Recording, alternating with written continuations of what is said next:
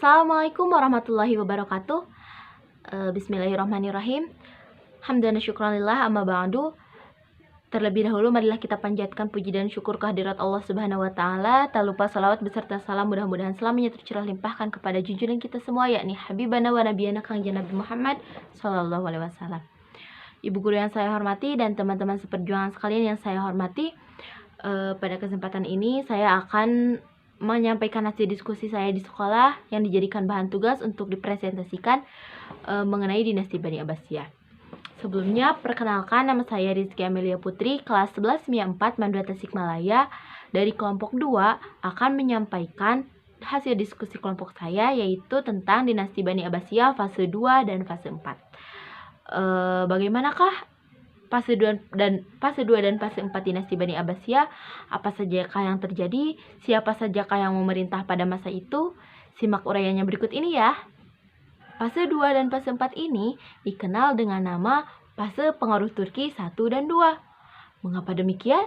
Karena pada fase ini yang banyak mempengaruhi dinasti Bani Abbasiyah adalah bangsa Turki. Fase 2. Fase 2 ini diawali dari khalifah yang ke-10, yaitu Al-Mutawakkil, setelah menggantikan khalifah yang sebelumnya, yaitu Al-Wasik. Dan Al-Mutawakkil ini memerintah selama 15 tahun. Lama juga ya. Nah, selama 15 tahun ini banyak sekali kebijakan yang merugikan dinasti Bani Abbasiyah itu sendiri, sehingga pada fase ini menjadi tonggak awal kehancuran dinasti Bani Abbasiyah. Al-Mutawakkil meninggalkan aliran Mu'tazilah, dan Imam Hambal dan Imam Ahmad pun dibebaskan. Dan banyak petinggi dan tokoh kaum Mu'tazilah yang dibunuhnya, dan tidak ada lagi toleransi bagi keturunan Ali. Bahkan kebun Fedak yang sebelumnya pernah dirampas oleh Khalifah Marwan, kemudian dibebaskan oleh Khalifah Umar bin Abdul Aziz, ditarik paksa lagi oleh Khalifah Al-Mutawakkil ini. Dinasti Bani Abbasiyah mulai goyah, dan Bizantium berani memberontak lagi. Mereka menguasai provinsi Muslim di Sisilia, Asia Kecil, dan merebut Dimyat di Mesir. Dan akibatnya rakyat banyak yang merasa tidak puas. Kekacauan terjadi di mana-mana. Keadaan itu dimanfaatkan oleh Turki untuk mempengaruhi dinasti Bani Abbasiyah. Dan untuk menghindari pemberontakan itu, Al-Mutawakkil memindahkan ibu kota ke Damaskus. Tetapi sebelum sampai di sana, Al-Mutawakkil sudah terlebih dahulu terbunuh. Dan selanjutnya, Khalifah Al-Mutawakkil digantikan oleh Al-Muntasir. Tetapi hanya 6 bulan, karena Al-Muntasir itu meninggal. Dan digantikan lagi oleh Al-Musta'in. Karena pengawal Turki sangat kuat, akhirnya Khalifah Al-Musta'in mengungsi ke Baghdad. Nah, akhirnya pengawal Turki mengukuhkan Al-Mu'taz untuk mengisi kekosongan pemerintahan. Tetapi baru juga 3 tahun, sudah ada Al-Mu'tadid yang ingin merebut kembali kekuasaan. Dan resikonya Al-Mu'tadid harus berhadapan langsung dengan pengawal Turki, yang menyebabkannya dipenjara hingga meninggal dunia.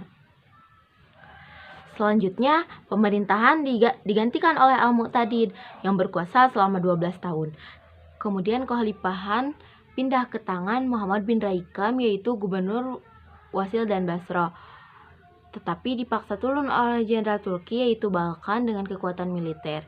Dan akhirnya pemerintahan dipegang oleh Al-Muttaqi. Tetapi tidak berarti apa-apa karena ia hanya boneka di bawah kendali seorang jenderal Turki yang bernama Tuzun.